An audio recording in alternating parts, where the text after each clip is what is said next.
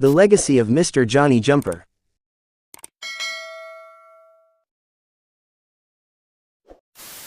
If there is a man who always be remembered in the world of cockfighting, that is Johnny Jumper, an American cocker breeder. Yes, he was already gone, but he left a legacy that will never relinquish because his name was already written in the history of our beloved sport. Johnny started raising chicken raising when he was only 7 years old. From then, chickens became a big part of his life. During 1950s he became a friend to some legendary cockers like Weather Kelso, Duke Hulsey and Cecil Davis. Those people made a great impact in his life as a breeder. During 60s his name became very popular in cockfighting, and that was also the time he turned his hobby as a pure business. Johnny knew that breeding was not easy to do because it has a lot of challenges. But through his natural talent for chickens he made bread very well. In cockfighting, he gained not only customers but also friends who truly believed with his expertise.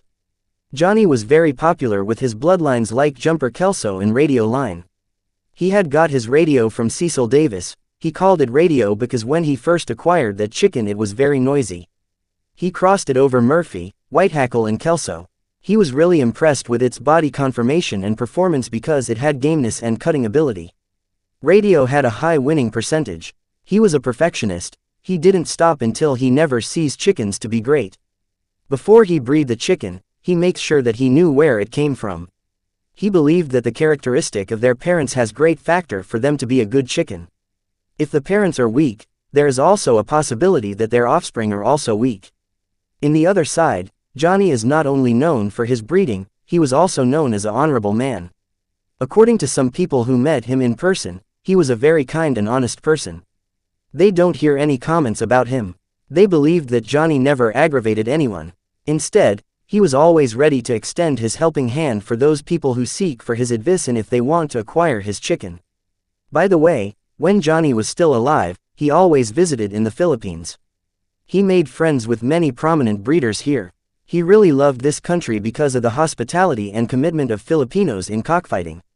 Before Johnny died in 2011, he already propagated his bloodlines. Not only in the Philippines but to the world. For cockfighters out there, Johnny Jumper is an immortal because of his chicken. His legacy lives on. Disclaimer: no copyright infringement intended. All music, picture and videos inserted belongs to the rightful owner. For educational, documentary and entertainment purpose only.